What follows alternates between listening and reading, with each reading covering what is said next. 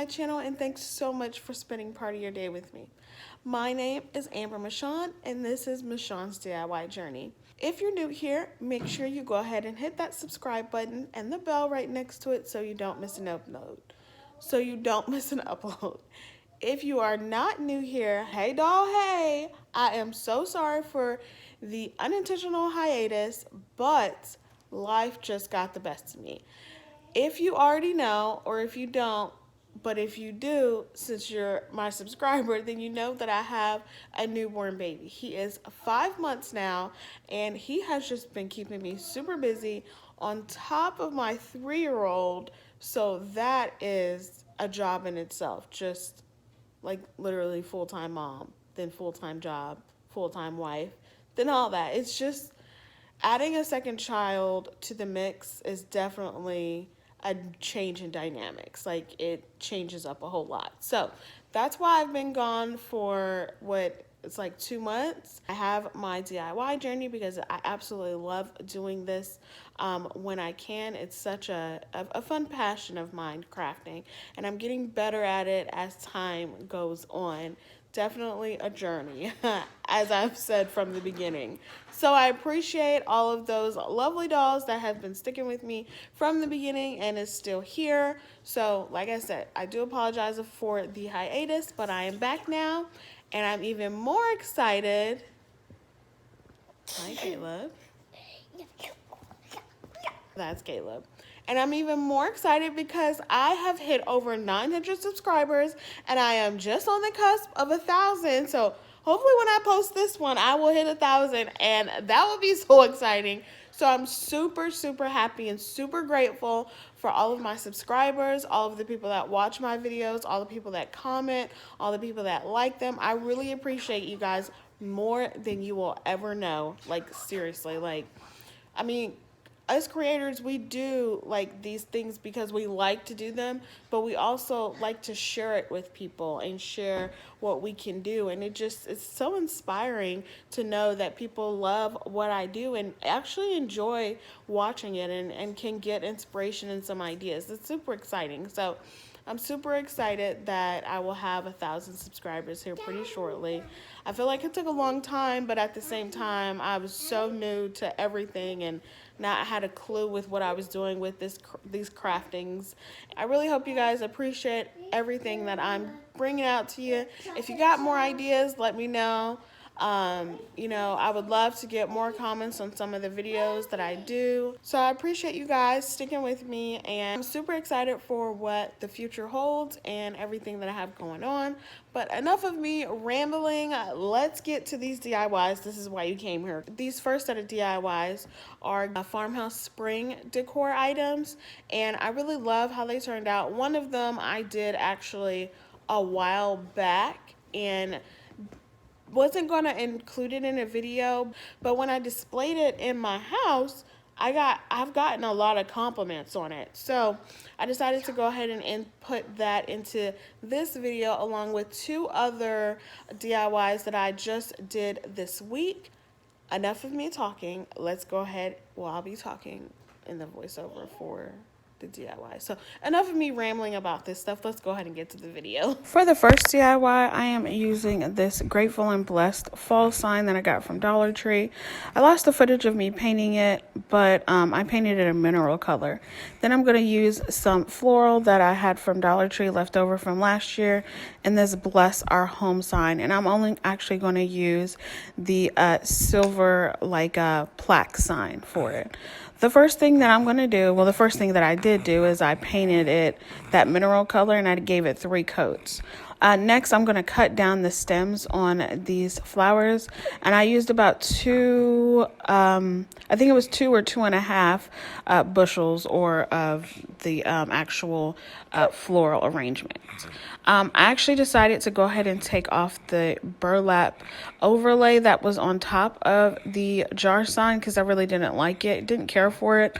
and didn't really want it to seep through because I wanted this more to look like flowers inside of a jar instead of on top of one, if that makes any sense. So after I took that off, I went ahead and arranged the flowers on here, the flower stems on here as I wanted, and just hot glued them down. You can use whatever flowers that you want, any kind of arrangements. You could keep the burlap overlay that was on there, the burlap ribbon on there. It's totally up to you. It's just your personal preference.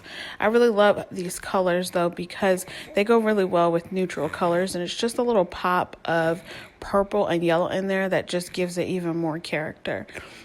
So I just filled it in as much as possible to make sure that it looked pretty full. Then I took some burlap ribbon that I already had. I got this from Dollar Tree as well, and just hot glued the tails to the back. I'm sorry if you can hear my son in the background, my baby. He is having a bottle right now, and he is congested, and he's really loud with everything that he does. So apologies for that. But anyways, I went ahead and, like I said, glued it to the back, and then it needed another layer. So I did another layer on top instead of on the bottom of it to make sure that it looked like these flowers were actually sitting inside of this burlap ribbon. And make it look a little bit more realistic. And I really love how it turned out.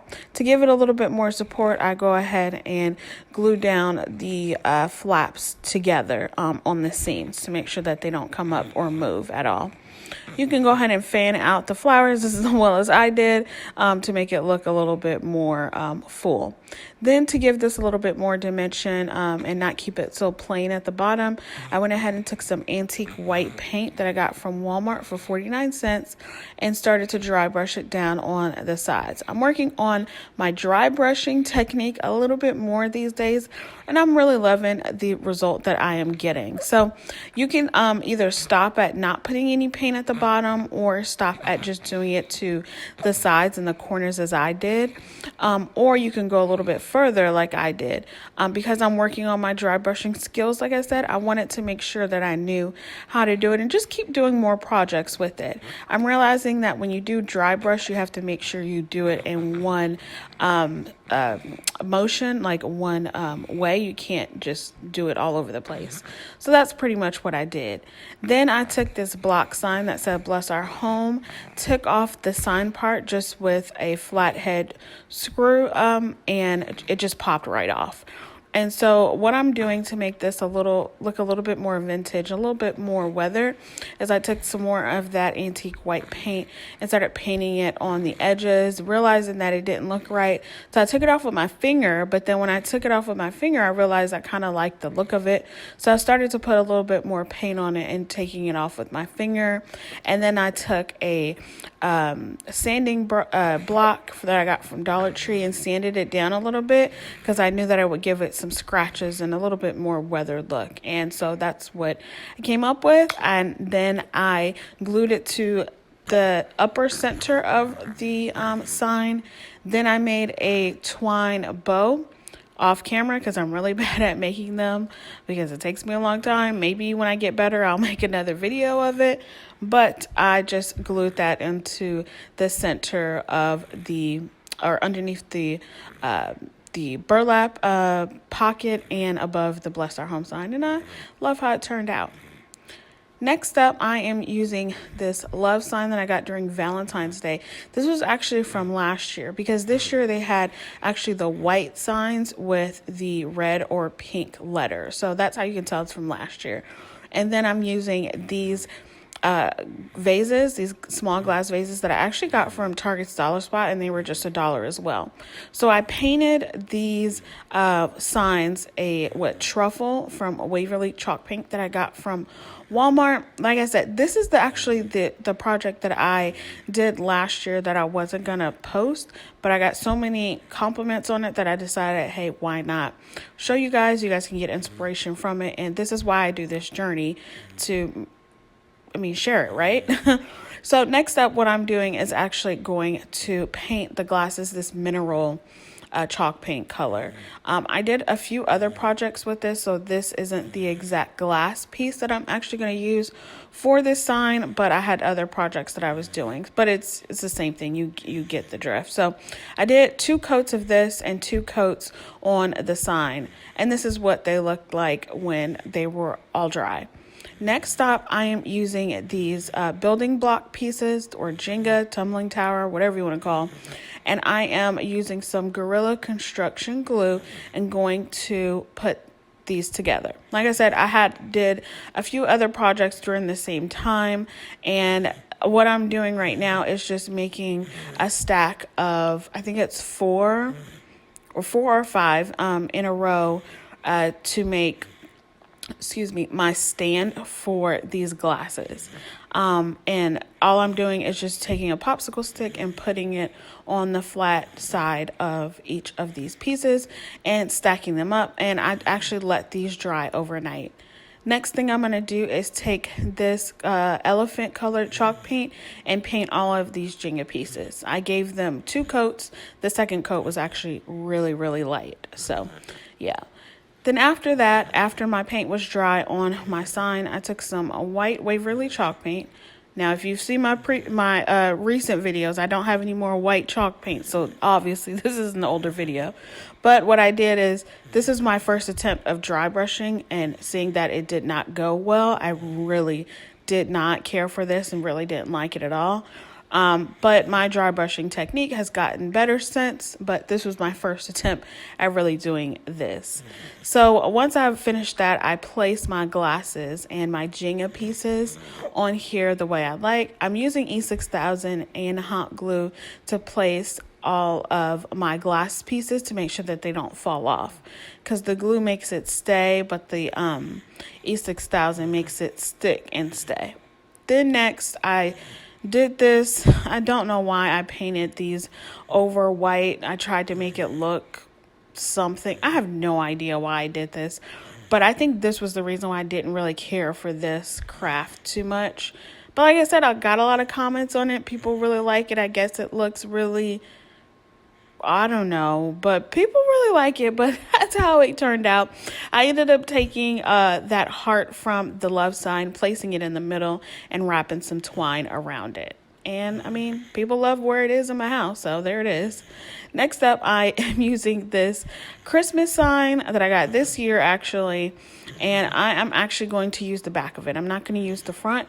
Just going to go ahead and use both of these paints, actually, this antique white, and then I got this white acrylic paint from Dollar Tree. I wanted to see how it would work on some projects. So took the tag off of the back of that, then I put the Dollar Tree paint on it, and it's really, really watery, and like, I don't know, I'm not sure if I really like it, or you just have to kind of use the right brush, and the foam brush works the best for the Dollar Tree paint. So my regular, newer paintbrushes didn't spread right with this Dollar Tree paint. Like I said, it's really watery and really like creamy or something. That's the better word. It's really creamy, but it's like a loose cream. Anyways, I put over the Walmart antique white paint over it, and I really love how it came out. I didn't want the paint to be too dark or too deep. I still really wanted the kind of cardboard look to kind of seep through just a tad bit, because it kind of makes it look like wood grain to me a little bit. So next, I took this welcome sign. I'm going to go ahead and put that at the top. And now I'm trying to figure out how I want my wordings to be. I'm using these adhesive stickers from the Dollar Tree and placing those on. I only have a few of the letters, but what I'm going to do is go ahead and trace the letters with a chalk paint marker, actually. And I got this chalk paint marker from Walmart. And so once I traced them over, I took off the letters. And then what I'm going to do, I'm not going to paint them in with just regular paint. I'm just going to go ahead and use my chalk marker. And this is another one that I didn't care for too much, only because I didn't really like how the 2 hour, what I'm doing with this chalk marker, I don't really like how it came out, but a lot of people really, really liked it. This is the one that people asked for me to make for them. which I'm going to give this one away and then I'm going to make a couple of more. But I guess I should stop second guessing myself when it comes to these things. But anyways, the next thing I'm going to do to make home is going to just use twine. I see a lot of times with these projects, when you make home, HME is the same and then the O is different. Of course, I really like that style and I plan on making some projects like that, but I really wanted to make a sign that had welcome to our home, but it was all different. Like the textures were different, the design was different on it, and I have so much twine left over in my craft room that I thought, hey, why not use this and try to figure out how to put it on there. And at first I was trying to do a cursive home, but that didn't work out, so I just decided to go ahead and just do the box letters on it. It's the easiest, quickest way to be able to show people how to do it. And that's pretty much what I'm doing, just hot gluing it down, cutting all my pieces. And if you would like to know, for the measurement at the bottom, all I did was use one finger to space out to make sure that all of my letters were even towards the bottom, if that makes any sense. I'm really good at eyeballing to make sure that my stuff matches up. But if you're not, go ahead and use a ruler to make sure that you can position all of your words correctly. But after I was done with the twine home, I went ahead and hot glued my welcome sign on to the top. And then to hang this, I know a lot of times I forget to show how I'm hanging some of my signs. I get a lot of people that ask me how I did that. It's because a lot of times the way I hang it is just with like thumbtacks or like a nail or something. And I guess I just assume people are doing the same thing, but I have to stop doing that. So I'm just hanging it with some burlap ribbon. And it's actually just sitting on my front table in my foyer when you walk through my door. But this is just how you can display it, or you can hang it up. So yeah. But that's all I have for you dolls today. I really hope you enjoyed this video of me back doing some farmhouse decor. I really love it, and I hope that you enjoyed it and get some inspiration off of it. All right, dolls, I'll see you on the next one. Bye.